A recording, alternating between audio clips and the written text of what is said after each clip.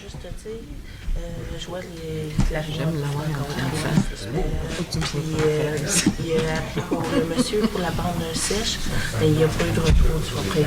Il y a des questions là-dessus. S'il y a des questions, mais monsieur Leduc n'est pas là, on n'aura pas de questions. On connaît les têtes.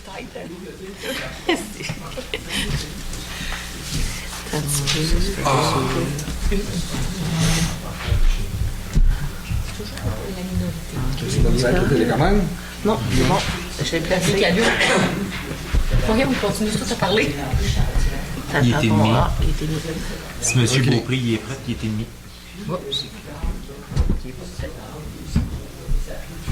Elle fait l'HDMI, hein?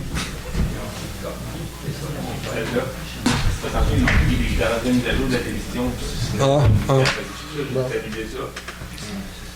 Mais non, on ne veut pas aller dans le sud, Jean-Marie.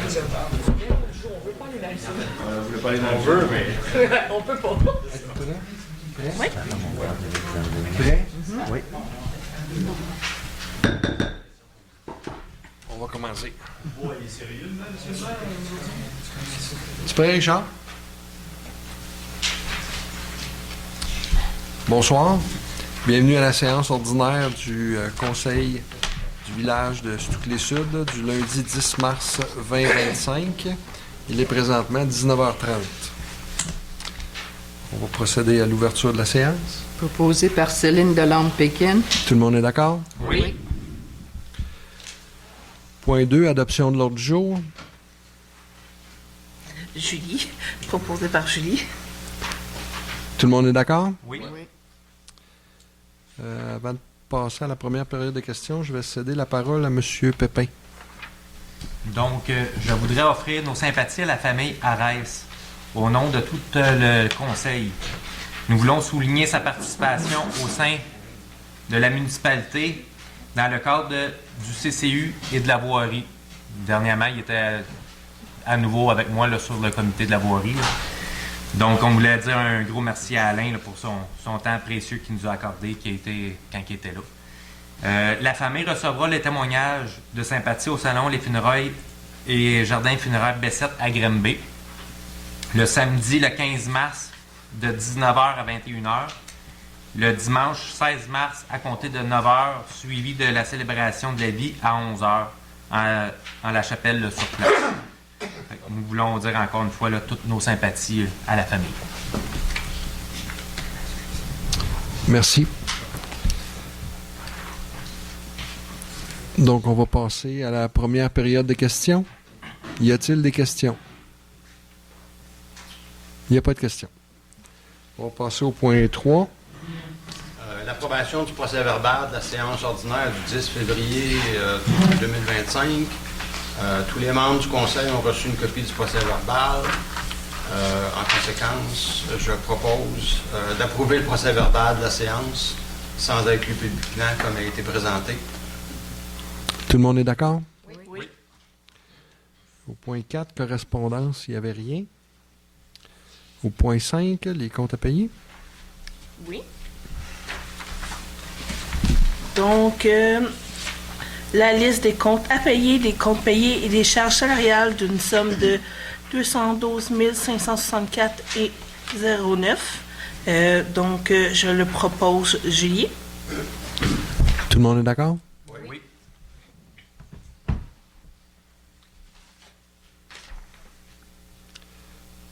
Point 6. Donc, la résolution relative au taux de droit de mutation applicable au transfert dont la base d'imposition est de 500 000 la municipalité doit percevoir un droit sur le transfert de tout immeuble cité sur son territoire calculé en fonction de base d'imposition établie conformément au deuxième alinéa article 2.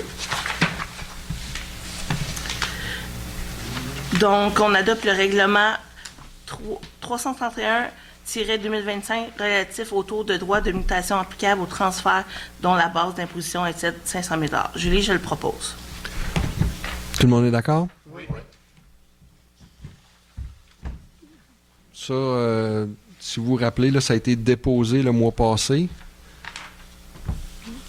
Ça a été expliqué le mois passé. S'il y en a qui ont des questions, on reviendra à la deuxième période de questions. Donc, point 7. Donc, le point 7, c'est règlement 330-2025, créant le fonds de roulement et abrogeant le règlement 2002-44. Dans le fond, c'est la municipalité possède déjà un fonds de roulement de 80 000 $ créé par le règlement 2002-44. Puis ça va être que un petit peu. Adopter le règlement numéro 330-2025 créant le fonds de roulement de la municipalité du village de Stouclé-Sud et abrogeant ce numéro-là pour un montant de... C'était 100 000, hein? Je le vois pas sur notre... Le nouveau fonds de roulement? Oui. C'est 500. C'est 500 000, parce qu'il n'est pas écrit sur le...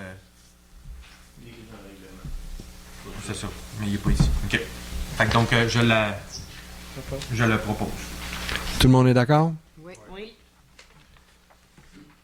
Donc, on passe au point 8. Oui. Véronique, je propose le point 8 qui est le règlement 332-2025 concernant l'installation, l'utilisation et la prise en charge de l'entretien des systèmes tertiaires avec désinfection par rayonnement ultraviolet. Ça a été déposé le mois passé et on le passe en résolution pour ce mois-ci. Donc, Véronique Papineau, j'en fais la proposition. Tout le monde est d'accord? Oui. Donc, au point 9, là, c'est une consultation publique et je vais céder la parole à M. Beaupré qui va nous expliquer de quoi il s'agit.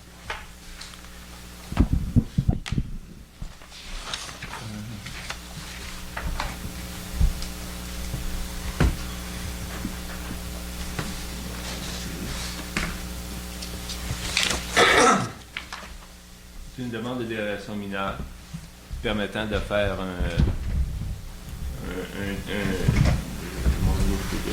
de transformer la ville d'auto qui est là en garage. C'est ça. La ville d'auto là, de la transformer en garage. Avec c'est juste un autocollant, si on peut dire, qui a été mis dedans, peu importe. Je vais juste montrer un peu qu'est-ce que ça va avoir de l'air. Et la dérogation mineure est analysée en fonction de différents critères. Le monsieur semble avoir un très grand terrain. Je ne sais pas trop le terrain. Bon. Un très grand terrain, mais par contre, si on s'en vient ici, ben, c'est parce qu'il y a beaucoup de zones humides dans ce secteur-là, donc ça ne donne pas grand place. Il y a son champ d'épuration derrière ici. Il n'y a pas beaucoup de place ailleurs pour reconstruire cette chose-là.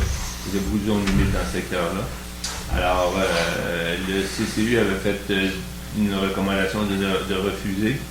Par contre, le Conseil entend approuver la dérogation mineure dans la mesure que le bâtiment va s'agencer avec l'agrandissement va s'agencer avec le bâtiment.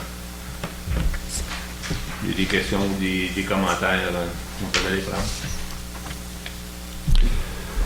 On va passer au point 10, à la deuxième période de questions. Ah oui, là? OK. François Vien. Je pense que la réglementation dit qu'une personne peut avoir seulement 2 portes de garage. Là, si on regarde, il va y avoir 3 portes de garage en façade. Là. La réglementation a dit 3. 2. La réglementation dit 2. Les 3 chambres. 2, mais le Conseil, ce qu'il a manifesté, c'est son intention de... 2 garages. Demander. Elle ne parle pas de nombre de portes, elle parle de nombre de garages.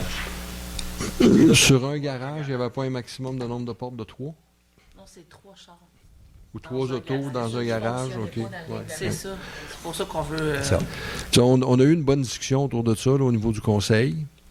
Il y a eu des points qui nous ont forcés à remettre en question notre règlement.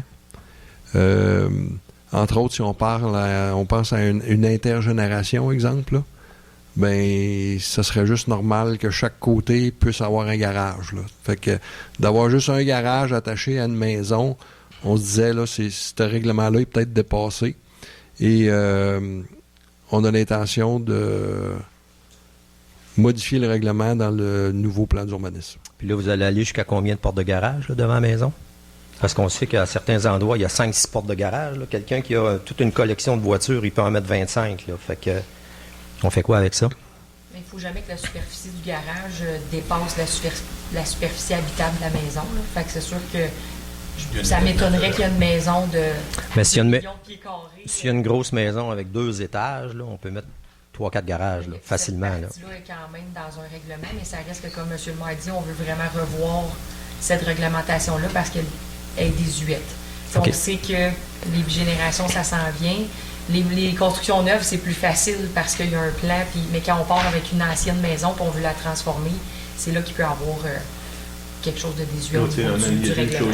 Vous avez la superficie du bâtiment versus la superficie du garage, puis il y a un pourcentage d'occupation au sol qui est maximal aussi. Il y a plusieurs règles qui permettent de contrôler l'autre aspect. On pourra changer les superficies en fonction des nouvelles règles aussi. Là. OK. Indépendamment de ça, il y a quand même un grand terrain qui semble être complètement à découvert à gauche, là en bas. Là. Je veux dire, il aurait pu bâtir un autre garage comme un bâtiment accessoire là. Puis une des options aussi, ça serait qu'au lieu que la porte de garage soit en avant pour voir toute une série de portes de garage quand on voit la maison, c'est que la porte de garage soit de côté. Là. Oui, on a regardé, ça faisait partie des recommandations du CCU. Mais une porte de garage de côté, en profondeur, venait limiter énormément ce que tu pouvais mettre dans le garage. Là. Il n'était plus question de rentrer une auto si tu essayais de rentrer par le côté. Là. OK. Ben, en tout cas, j'ai hâte parce que je vais pouvoir me mettre 2 autres portes de garage, moi aussi, pour rentrer mon 4 roues, puis après ça, mettre ma souffleuse, puis tout ce qu'il y a là. Excellent. Il faut que tu accueilles une autre génération, par exemple. Y a-t-il d'autres questions? C'est complet? OK. On va passer au point 10. Alors, dans le fond, le point 10, c'est une résolution qu'on doit faire par rapport à cette demande de dérogation-là. Je dois souligner que le CCU a fait un bon ouvrage pour regarder les recommandations, pour faire une recommandation avec la réglementation actuelle. Comme on vient d'en discuter, l'examen plus attentif de la demande nous a permis de voir des problèmes avec la réglementation actuelle, qui est un peu trop restrictive pour les propriétaires actuels. Alors, suite aux délibérations du Conseil, la proposition est double, en fait. Premièrement, c'est d'accepter la dérogation mineure, après avoir examiné toutes les considérations. Et deuxièmement, de mandater l'inspectrice municipale pour s'assurer que dans la nouvelle réglementation qui est en cours avec le comité mixte de réforme de l'urbanisme, que cette réglementation-là soit modifiée pour permettre plus de flexibilité, comme on disait, par exemple, avec les bigénérations. Alors, c'est ce que je propose, André. Tout le monde est d'accord? Oui. Au point 11.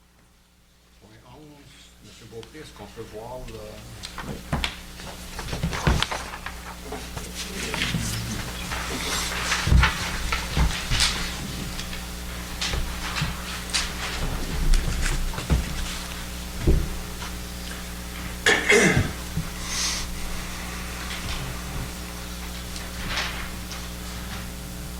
Le point 11, c'est une demande au 855 Chemin du Bois.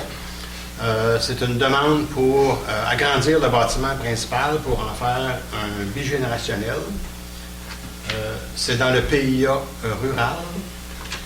Les critères qui sont examinés par le CCU dans un contexte comme ça, c'est l'implantation du bâtiment, l'architecture du bâtiment, les matériaux de revêtement extérieur, la couleur du revêtement extérieur et tout ce qui est considéré dans l'aménagement extérieur.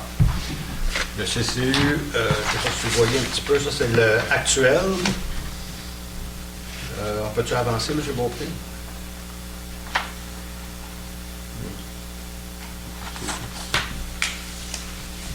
Pouvez-vous avancer? Je sais tout. Ah. Okay. Ça, c'est l'implantation. Si on regarde l'espace qui est un peu fait, je ne sais pas trop comment le décrire, là, qui est hachuré, on le voit mieux là. On voit le bâtiment actuel, on voit il y a une piscine qui va disparaître Et l'agrandissement, c'est la partie hachurée qu'on voit là, en dessous du bâtiment actuel. Si vous allez un petit peu plus loin, on va pouvoir voir les... bon, ça c'est ce qui est proposé. Ça c'est la façade. Excusez, je suis poigné avec les lunettes là. Des fois ça marche, des fois ça marche. C'est celle-là ici. Hein. Ça c'est la façade, c'est le front. Mais la partie qu'on va agrandir, ça c'est La partie qui est à droite, c'est ce qui va être agrandi. Il y a possiblement, éventuellement, un projet de changement de fenestration qu'on peut deviner là, entre la photo qui est à droite et l'image qui est à gauche, mais ça, c'est pas pour le moment. Est-ce qu'on peut avancer? Et ça, c'est d'autres élévations là, qui reflètent le plan qui est proposé.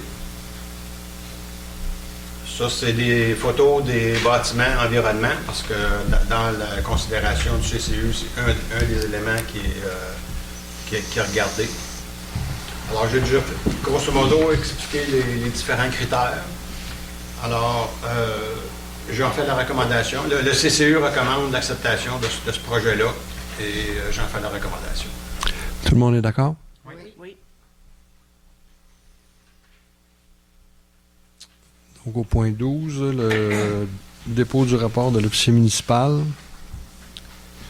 Pour le mois de février, il y a eu 6 permis d'émis pour une valeur de 478 781 $ au montant de 698,50 $.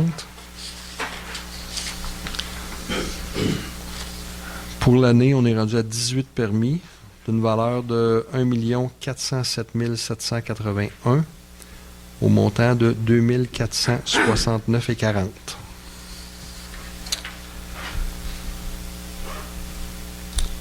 Dépôt du rapport de l'inspecteur forestier. Il n'y a pas de changement depuis le mois passé.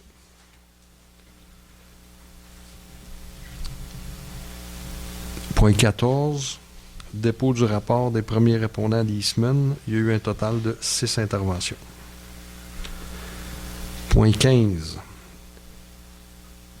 Adoption de la nouvelle politique de gestion des ressources humaines. Bon, ça, c'est à moi. Je voudrais commencer par expliquer un petit peu ce qu'on poursuivait comme objectif dans cette révision-là. Notre premier objectif, c'est dans un contexte de pénurie de main-d'œuvre, on voulait améliorer notre capacité d'attirer des gens, de retenir ceux qu'on a déjà et de motiver ceux qui sont nos employés actuels et potentiels. Un deuxième objectif qu'on avait, c'était de regrouper dans un même document toutes les politiques aux ressources humaines. Il y en avait plusieurs, là, mais éparpillés un peu partout, difficile des fois à trouver. Alors, on voulait tout regrouper ça à la même place. On voulait maintenir des éléments qui étaient valables de la politique actuelle. Il y en avait plusieurs. On voulait mettre à jour notre politique selon la loi sur les normes du travail. On s'est rendu compte que, par exemple, au niveau du temps supplémentaire, il y avait des petites corrections à faire. On voulait clarifier l'application de certains éléments, particulièrement au niveau de la gestion des salaires. On voulait améliorer certains éléments et on voulait ajouter des nouveaux éléments. Alors, tout ça, c'est les objectifs qu'on poursuivait. Je vais résumer un petit peu, je ne vais pas prendre trop de temps, mais quand même résumer, il y a plusieurs changements importants, donc ça va être utile, je pense, pour tout le monde de savoir exactement qu'est-ce qu'on a fait. Premièrement, au niveau du comité des ressources humaines, ça n'existait pas avant, donc on a introduit ça dans la politique de gestion de ressources humaines. C'est quoi le comité, c'est quoi son rôle, c'est quoi son fonctionnement.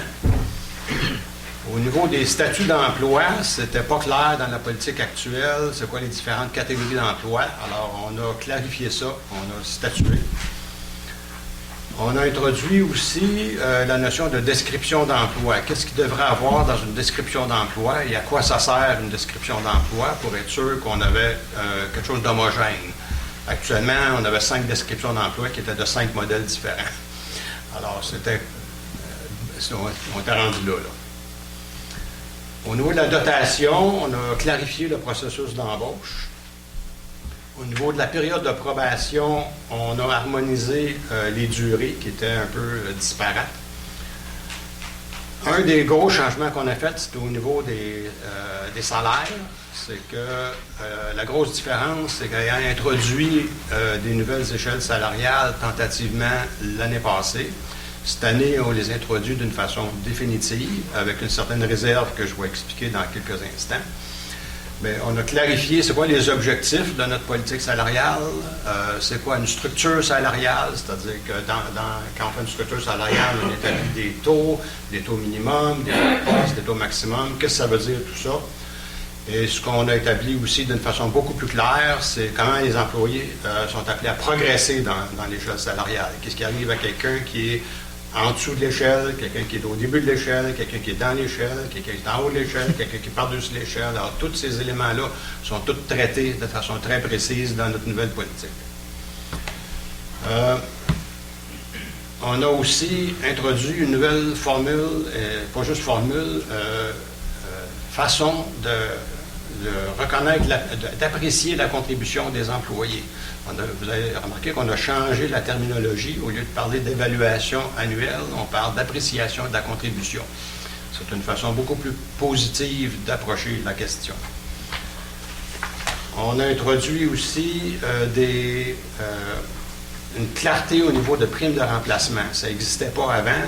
Alors, qu'est-ce qui arrive quand quelqu'un remplace quelqu'un d'autre? C'est quoi les modalités de ça? C'est quoi la durée? C'est quoi les montants qui sont établis? Alors, on a tout clarifié ça. Donc, il n'y aura plus de questionnement par rapport à ça. Au niveau de la semaine de travail, on a corrigé un peu certaines anomalies qu'on avait au niveau du temps supplémentaire. On avait besoin de corriger certaines choses. Ça a été fait pour se rendre conforme à la loi sur les normes du travail. Au niveau des vacances et des congés, on a fait quelques améliorations. On a introduit la notion de congé mobile. On va accorder 2 jours de congé mobile aux employés. Comme ça, s'ils ont des besoins particuliers, ils ne sont pas obligés de se déclarer malades pour aller s'occuper de leur enfant par-ci par-là. On espère aussi réduire grandement le taux de mortalité des grands-mères avec cette politique-là. On a introduit une notion beaucoup plus claire de congé sans solde. C'est quoi les congés sans solde qui sont permis, dans quelles circonstances et comment ça fonctionne. Et on a introduit la notion de congé pour affaires judiciaires qui est exigée par la loi mais qui était absente de notre politique. Alors on a clarifié comment ça fonctionne. Au niveau des avantages sociaux, on a fait une petite amélioration au régime de retraite. Et on a introduit une notion de conciliation travail et vie personnelle qui était absente dans notre politique. Au niveau de fourniture et équipement de sécurité, on a fait quelques améliorations. Il y a des montants qui étaient là qui n'avaient aucun sens. Je ne sais pas si vous avez magasiné un petit peu, mais 100$ pour des bottines de travail sécuritaires, là, à moins d'aller chez Dolorama dans les crocs, là, ça va être plus difficile de trouver. Là. Alors, on a monté, par exemple, ce montant-là de 100$ à 250$, ce qui est beaucoup plus dans les normes qui vont permettre aux employés d'être habillés de façon sécuritaire. Au niveau des avis et mesures disciplinaires, ça c'est quelque chose qui n'existait pas dans la politique. On a considéré que c'était important d'établir clairement c'est quoi la séquence et l'importance des mesures disciplinaires quand on a un problème avec quelqu'un. Alors, il y a des étapes qui sont clairement établies. Ça protège la municipalité, mais encore plus important, ça protège les employés aussi. Là. Ils ne peuvent pas se faire traiter d'une façon totalement arbitraire par un mauvais DG ou un mauvais... C'est pas le cas ici, là, mais on ne sait jamais. Alors, c'est pour protéger tout le monde. Au niveau des départs, on a clarifié les modalités de départ et on a cristallisé la notion d'entrevue de départ qui vont être maintenant obligatoires quand quelqu'un part. On veut savoir exactement qu'est-ce qui s'est passé pour nous aider à améliorer notre gestion. On a introduit une nouvelle section au niveau de drogue et alcool, c'est-à-dire quand les gens on est en doute à savoir si on a des facultés affaiblies par la drogue ou l'alcool, on a introduit des notions par rapport à comment gérer ça. Et finalement, on a une dernière section au niveau de l'utilisation des technologies d'information où on a clarifié qu'est-ce que les gens ont à leur disposition, c'est quoi les règles du jeu par rapport à ça. Alors, en résumé, c'est à peu près ce qu'on a fait. Alors, je Vous propose... avez exclu le DG de la politique. Oui, bon point. Le directeur général est exclu de la politique parce qu'il n'est pas considéré comme un employé, il est considéré comme un cadre supérieur avec son propre contrat. Alors, le DG actuel et futur vont être exclus de cette politique-là. Y avait-il d'autres choses qui... Je pense que ça fait le tour. Alors, je propose l'adoption de cette politique-là. Tout le monde est d'accord?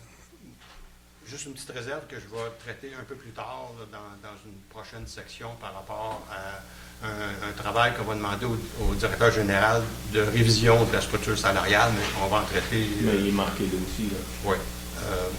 Alors, dans le fond, je peux le dire tout de suite, on mandate le directeur général de réviser la structure salariale en fonction de notre marché de référence et de soumettre ses conclusions au Conseil. Je le propose. Et je vais revenir là-dessus. Tout le monde est d'accord? Oui. Oui. Point 16.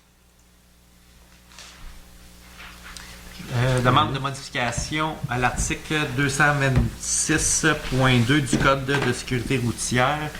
Je vais juste, Donc, c'est en appui à une autre municipalité là, qui ont fait la demande. C'est considérant le 1er avril 2021, l'article 226.2 du Code de sécurité routière, C-24.2, permet à un pompier d'obtenir l'autorisation d'utiliser un feu vert clignotant sur un véhicule routier autre qu'un véhicule d'urgence, lorsqu'il répond à un appel d'urgence provenant d'un service de sécurité incendie. Cet article ne s'applique pas au premier répondant d'une municipalité, considérant qu'il serait souhaitable d'ajouter le premier répondant à l'autorisation d'utiliser un feu vert clignotant sur un véhicule routier autre qu'un véhicule d'urgence lorsqu'il répond à un appel d'urgence provenant d'un service de premier répondant.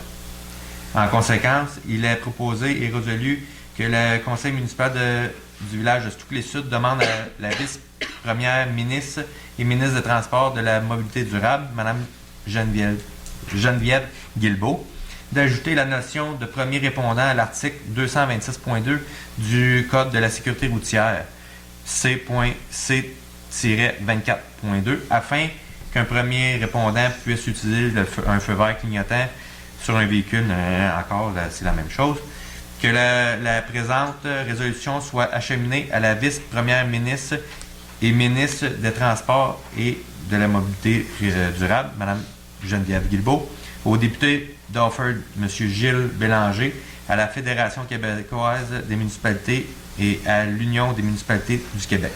Donc, j'en fais la proposition. Tout le monde est d'accord? Oui.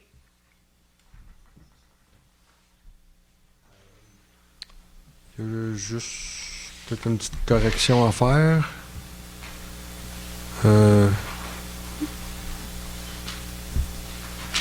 Ce n'est plus le député d'Offord, mais le ministre.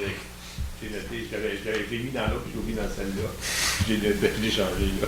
Merci. On va passer au point 17. 17. Versement d'aide à la coop de santé d'Easton. On a actuellement 115 citoyens qui sont couverts par la coop d'Eastman. En conséquence de ça, ils nous ont demandé une contribution de 1 150 $ par année. On fait partie, nous autres, des municipalités qui étaient là au tout début. Fait intéressant, on nous a informé que le nombre de résidents de Stouclés qui sont desservis par la coop a eu une croissance de 20 % en 2024. Alors, il y a des gens qui ont catché là, que c'était une bonne affaire. Alors, on voudrait leur accorder l'aide financière qu'ils demandent. C'est un montant de 1 150 et j'en fais la proposition. Tout le monde d'accord? Oui. Point 18. Adhésion au projet Circonflexe. Circonflexe est un programme national ayant pour objectif de créer un ensemble de points de service offrant gratuitement des équipements de loisirs aux citoyens pour leur permettre une pratique régulière d'activités physiques, sportives et récréatives sur l'ensemble du territoire québécois et qui cible particulièrement les populations plus vulnérables. Donc, nous, on va participer à cela. Dans le fond, eux, ils octroient comme un montant de 100 000 $ pour l'implantation de ce point de service dans la MRC de Manfred-Magog. Nous, ça nous ferait environ un montant de 3 014,98 $. Donc, pour qu'on puisse acquérir de l'équipement pour les loisirs. Donc, fait que la municipalité de Stukely-Sud s'engage à participer au programme et à dépenser le montant qui lui sera accordé en fonction des modalités de l'entente qui sera signée par la MRC de Manfred-Magog et le CSLE. Donc, puis on s'engage à transmettre le délai de ces dépenses dans le cadre du programme à chaque période de 6 mois à compter de la signature d'entente, soit en octobre 2025, mars 2026, octobre 2026, afin que la MRC puisse procéder à la réduction des comptes auprès du CSLE. Donc, Julie, j'en ferai la proposition. Tout le monde est d'accord? C'est peut-être bon de mentionner, par contre, qu'en plus, le programme est divisé en deux. Il y a un premier 50 000 qui est divisé dans toutes les municipalités. C'est là qu'on fait 3 000 $. Mais l'autre 50 000, il est partagé entre 3 municipalités. C'est Magog, Eastman puis Potton, où ils font un centre régional. C'est-à-dire que nous, si on veut de l'équipement dans ces centres, on doit aller chercher pour l'amener dans le nôtre pour pouvoir prêter de l'équipement. Donc, ça a comme deux volets, le volet local et le volet régional. C'était pas Stansted? Non. Tantôt, Non. vous aviez mentionné Stansted. C'est Potton. Oui, c'est ça, Potton, Stansted et Magog. Oui. Ça, vous avez mentionné Eastman. Ah, désolé. Je vous ai mélangé. Donc, tout le monde est d'accord? Oui. Point 19. Le point 19, c'est une résolution pour le versement d'une aide financière à Frigo communautaire d'Eastman. Donc, on a environ 600 visites en provenance de la municipalité de Stukely-Sud qui sont faites annuellement au Frigo communautaire d'Eastman. Ils nous ont approché pour avoir une aide financière. Donc, le conseil s'engage à verser 600 $ pour l'année 2025 au Frigo communautaire d'Eastman. Donc, Véronique Papineau, je le propose. Tout le monde d'accord? Oui. Point 20. Une résolution pour versement d'une aide financière à la Banque alimentaire de Manfred-Magog. Alors, la Banque alimentaire a approché le conseil pour nous informer qu'il désire mettre sur pied le programme Départ Canton, qui vise à... Canon. Canton, moi j'étais dans le canton, merci. Départ Canon, qui vise à remettre 10 collations par mois aux enfants dans le besoin. Donc, le conseil s'engage à verser l'aide financière de 100 $ à la Banque alimentaire Manfred-Magog. Véronique Papineau, je le propose. Tout le monde d'accord? Oui. Point 21. Résolution pour le versement d'une aide financière à la popote roulante du Grand Bois. La popote a approché le conseil pour mettre sur pied un service de repas à coût abordable pour les gens dans le besoin. Donc, le conseil s'engage à verser l'aide financière de 400 $ pour l'année 2025 à la popote roulante du Grand Bois. Véronique Papineau, je le propose. Tout le monde d'accord? Oui. Point 22. Demande au ministère des Transports et de la Mobilité durable réduction de la vitesse sur la route 112.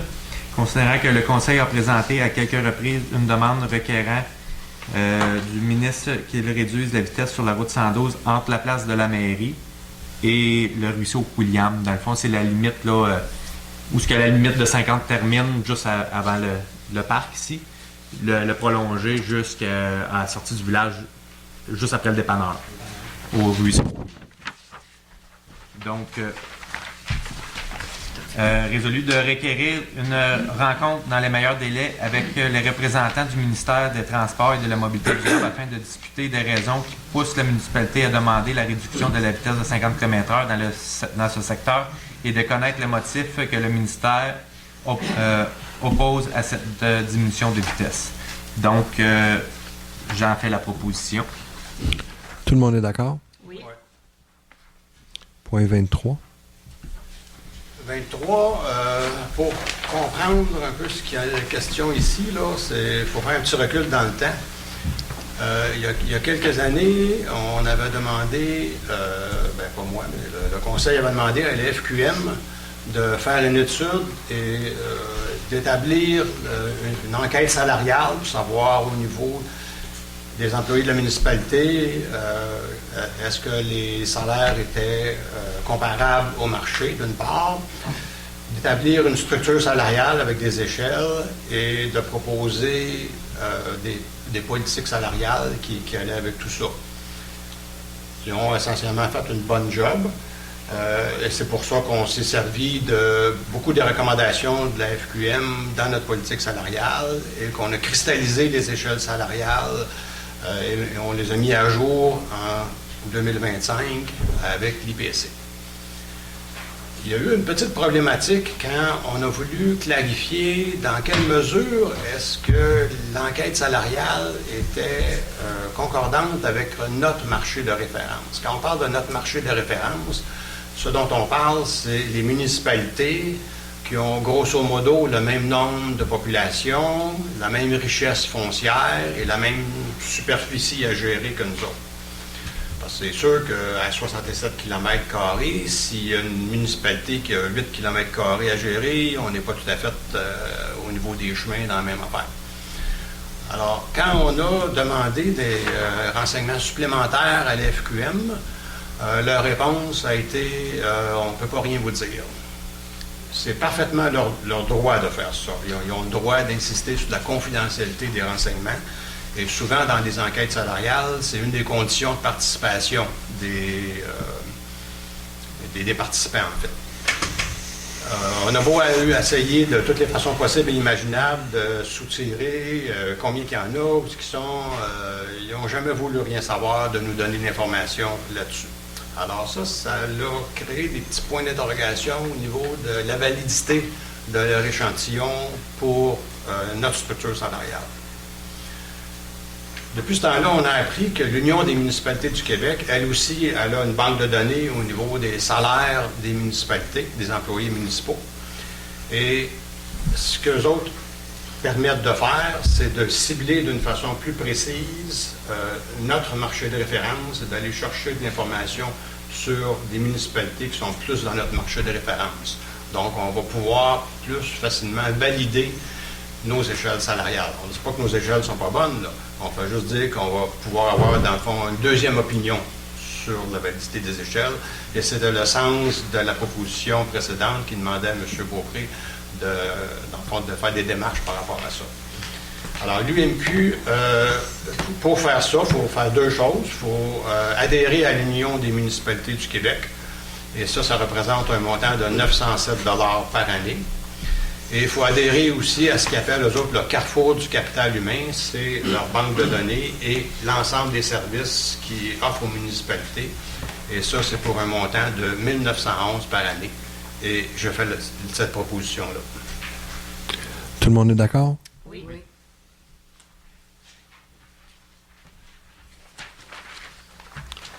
Point 24. Je voudrais féliciter Brody Pekin pour sa participation au championnat mondial de deck hockey. Ça va se tenir le 19 au 22 juin à Klagenfurt, en Australie. Autriche, excuse, pas en Australie, mais en Autriche, durant les Jeux. Et puis, il va représenter le Québec avec son équipe. Et j'en fais la proposition. Tout le monde est d'accord? Oui. Point 25.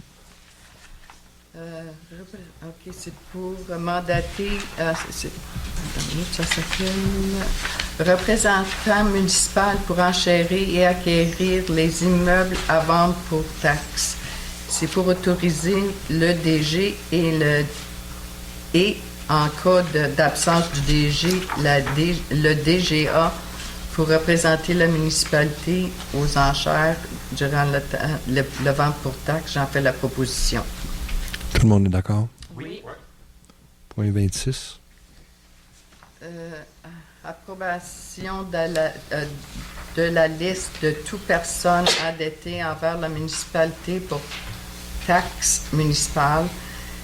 Et la liste est ici et on propose que la liste soit remise à la MRC. J'en fais la proposition. Tout le monde est d'accord? Oui. Point 27. C'est autoriser la signature de convention avec la MRC pour sa non-responsabilité au dossier de vente pour taxes et d'autoriser le DG et ou le DG trésorier à signer au nom de la et le DG trésorier à signer au nom de la municipalité une convention avec la municipalité régionale de comté de Memphremagog pour la dégager ainsi. C'est, mon Dieu, pas de lunettes, ça paraît. Toute responsabilité dans la vente pour non-paiement de taxes des immeubles mentionnés ou inscrits dans la liste convention dont la résolution 2025.03 en fait partie intégrante. J'en fais la proposition. C'est DG adjoint. Oui, DG adjoint. Tout le monde est d'accord? Oui. Donc, le point 28, adjudication du contrat de balayage des rues asphaltées. Donc, on a eu deux soumissions. Les entreprises Breton à 185 et les entreprises Miroir. Donc, nous allons prendre les entreprises Miroir à 163 J'en fais la proposition. Tout le monde est d'accord? Oui. Ensuite de ça, c'est l'adjudication. Point 29. Point 29. L'adjudication du contrat de débroussaillage des fossés. On a eu encore deux soumissions. On a eu les débroussailleurs GSL Inc. à un montant de 150 de l'heure. Et on a eu le numéro à compagnie 9231-9235 Québec Inc. qui était à un montant de 170 $. Donc, nous allons y aller avec les débroussailleurs GSL Incorporé. J'en fais la proposition. Tout le monde est d'accord? Oui. Point 30. L'adjudication du contrat de fauchage de bord de chemin. On a eu encore deux soumissions. Les débroussailleurs GSL Inc. à un montant de 105 $ de l'heure. Et on a eu la compagnie 9231-9235 Québec Inc. à un montant de 7400 $. Lui, c'est un forfait tout inclus. Là, il n'est pas à l'heure. Nous, on va y aller avec le forfait à l'heure avec les débroussailleurs GSL Inc. Donc, j'en fais la proposition. Tout le monde est d'accord? Oui. Point 31. Avez-vous des questions? Des questions.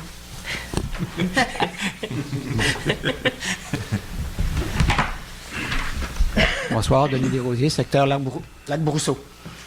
J'aimerais savoir concernant les droits de mutation, est-ce qu'il y a des comparables dans d'autres municipalités environnantes? Je pense à Eastman, je pense à Knowlton, je pense à...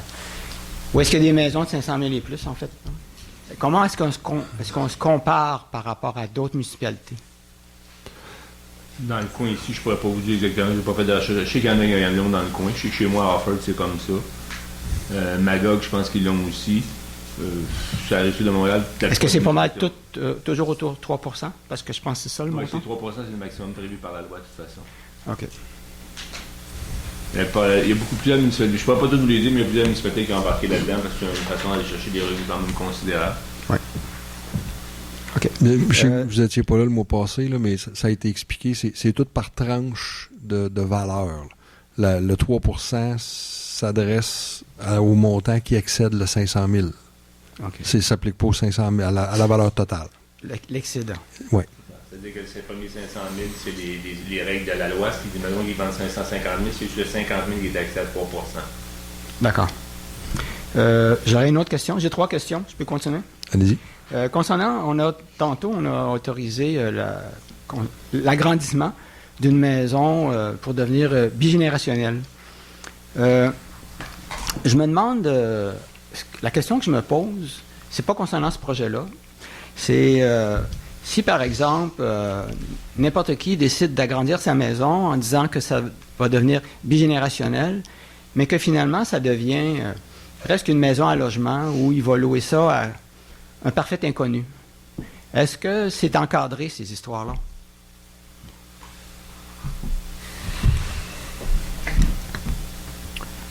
Là, je suis embêté de vous répondre là, parce qu'il y a tellement de termes là-dedans, là, bigénérationnel, intergénérationnel, et je suis embêté de vous répondre. Parce que Mais c'est sûr que quelqu'un qui a... Il y a des critères pour être intergénérationnel, mais une fois que la génération est plus là. On fait quoi avec l'autre moitié de maison? Fait que, tu sais, c'est... Ouais. Mais je sais pas, M. Beaupré, êtes-vous au courant Si tu veux, qu'est-ce Est-ce qu'on que a? ça comme- devient un duplex? Un des critères, par exemple, c'est que tu ne peux pas séparer les deux. Il faut qu'il y ait des espaces communs. Alors, je ne suis pas sûr que tu as le goût de louer Il y a une porte Il n'y a commune. pas d'espace commun. Là. dans une BRLP générationnelle. Qu'il y ait une Ça porte me plaît. Il faut commune. juste que tu aies la porte qui communique. Dans le fond, ce qui arrive, c'est que tu as seulement un compteur d'hydro, tu as seulement une adresse. Tout est un. Puis la maison principale, elle contrôle tout l'autre côté, admettons, là, si je peux dire ça comme ça. En tout cas, on pourrait être clarifié, mais je pense qu'il y a Mais il y a des j'en ai critères. une, je te le confirme, j'ai Ouais. respecté les règlements. OK. En tout cas, En fait, la sonnette d'alarme, hein, d'après moi, là, c'est de peut-être voir si une maison risque de devenir un duplex, que ce soit un détour pour devenir un duplex. Puis à ce moment-là, je ne suis pas certain que tous les critères seraient respectés. Là. Alors peut-être vérifier ça. Mon Merci. dernier- Par exemple, Hein? je pense que les duplex sont permis dans plusieurs secteurs. Fait que là, La municipalité Ouais, aussi. ben, ça devient c'est confus. Ouais. Ouais, ben, Il faut demander un permis quand que tu veux le transformer. Il va falloir que le résident redemande un nouveau permis pour faire changer l'utilisation de la maison. Elle sera plus général. Ouais, c'est ça. générationnelle, elle va tomber duplex. Ça prend une nouvelle. Il la laisse. On va aller chercher le sucre. Mon dernier point, c'est court, mais c'est concernant le point numéro 15, à l'adoption de la politique de gestion des ressources humaines. J'aimerais souligner des explications très, très intéressantes et très claires d'André. Je trouve ça bien de nous faire part de ça. Et puis, je trouve ça bien plutôt que d'arriver, le règlement numéro 2492-2004, je suggère de l'adopter. Mais ça ne nous dit rien, nous autres. Alors que quand on a des explications de la sorte, aussi bien rendues, même si c'est un résumé, c'est vraiment très bien. Merci beaucoup. Merci. François, bien. Je vais renchérir sur ça. Là. Effectivement, la nouvelle politique, faire le ménage dans la politique là, du personnel et comment c'est géré, etc., là, c'était quelque chose qui était vraiment dû, là, enlever toutes les ambiguïtés. Là. Fait que félicitations, c'est vraiment un bon travail qui a été effectué là, par les gens qui ont participé à ça. Première question, je m'excuse de gosser puis de revenir là-dessus, là, mais le fameux point numéro 9, là, le fameux garage de côté, c'est parce que c'est un peu ambigu à ce que la réponse que j'ai eue tantôt. On a mentionné là, que je pourrais avoir un autre garage, mais il fallait que ma maison devienne bigénération, si je comprends bien. On n'a pas dit non, ça. c'est ça, là. Tantôt, il y a le mot bigénération Oui. qui est sorti avec ça. Mais là, C'est un exemple. ça, c'est pas un projet de bigénération. Là. C'est Non. juste un projet de garage ordinaire. Exact. Merci, je voulais juste être bien sûr de ça. Dernière question, surprenante, j'en ai pas beaucoup ce soir. Le site Internet. Moi, ce soir, j'étais pressé parce que j'ai travaillé dans le bois toute la journée, puis j'essayais de trouver l'ordre du jour. Là, puis j'ai tapé dans le moteur de recherche « ordre du jour ». Ça m'a donné, excuse l'expression, mais SFF, rien, absolument rien. Là, je veux dire, il sert à quoi cette espèce de moteur de recherche-là avec le petit point d'interrogation là, ou la loupe? Là? J'ai cherché souvent dans ça, mais j'ai jamais rien trouvé. Tu poses pas la bonne question. C'est ça. On va aller voir, parce que comme ça, je l'ai trouvé, moi. C'est vrai, félicitations, parce que moi, je ne l'ai vraiment pas trouvé. J'étais pressé, là, je m'en venais ici, là, mais... La prochaine fois, Marc, je cherche explication. La prochaine fois, je vais venir voir le DG directement. Ouais, aide. Si on tape ordre du jour dans ça, là, c'est peut-être mon ordinateur qui ne marche pas. Il faut que je m'upgrade.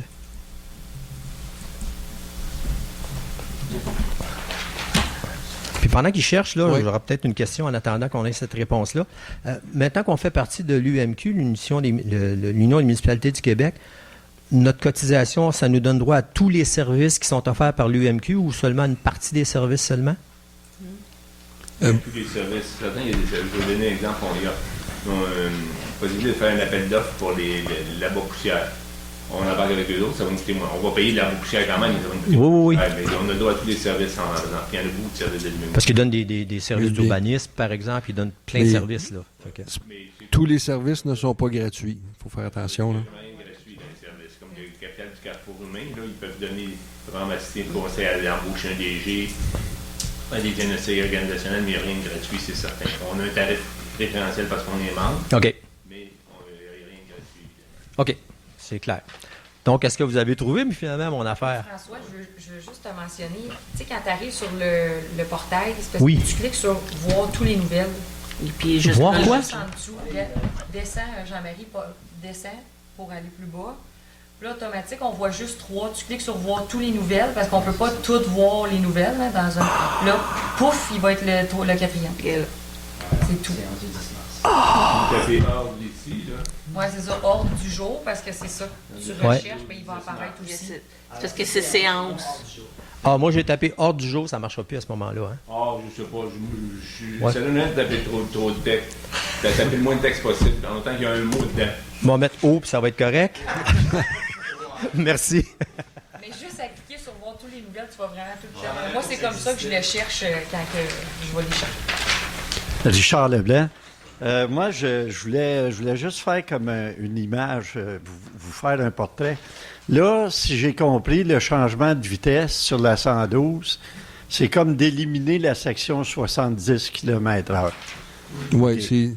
Ce qu'on voulait surtout, c'est réduire à 50 vis-à-vis le parc. Oui, oui. Puis mais je veux dire, autant que possible, le se trouve dépanneur être la aussi. section Oui, qui est à exact. 70. Oui. Moi, j'aimerais ça qu'on prenne cette section-là, puis qu'on la mette à l'entrée. L'autre entrée, il y a 2 entrées au village, Oui. une chaque bord. Ça donne demain. Il y a 2 sorties aussi. Puis, fait qu'on pourrait mettre ce 70 km-là, cette zone tampon-là, de l'autre bord. Parce Pour que moi, augmenter la je vais- vitesse. Moi, je vais juste à l'entrée du village, puis je vous confirme que quand ils voient la pancarte 50, là, en descendant la côte, là, ça marche pas. Parce qu'ils passent de 90, ils lâchent le gaz, mais dans une côte, comment tu lâches le gaz, ça ralentit pas. Fait que ça serait bien le fun que Ben, cette zone-là, pardon? Ils n'ont pas. Ils n'ont pas. on, Non, mais ça serait... on va commencer par cette demande-là. Attendons de voir quelle sorte de réponse Non, on mais va c'est parce avoir. qu'on pourrait garder pancarte 70. On jette rien à la municipalité. OK. En tout cas, c'est... Ça appartient au Non, mais si, en tout cas, moi je vous suggère fortement de regarder ça, parce que si la zone 70 était tout de suite après 90, puis que ça donnait dans la côte, bien, quand il arriverait en haut de la côte, puis qu'il voit le 50, il serait déjà à vitesse réduite. On en prend note. Merci de votre attention. Oui, mais c'est ça, j'allais dire, ça va couper les. Moi, le ça va quota de la couper les police. vues, là, à la police, là. Ils font tout leur argent, là. Ah oui, mais c'est le poignet. Là, tu collabores pas avec la police, là, Richard. Est-ce qu'il y a d'autres questions? Avez-vous d'autres questions? Avant de terminer, moi, j'aimerais remercier M. L'Espérance pour tout le travail qu'il a fait au niveau de la gestion de la politique des ressources humaines, ainsi que M. Beaupré. Ils ont beaucoup travaillé là-dessus, là, puis merci beaucoup. Très beau travail.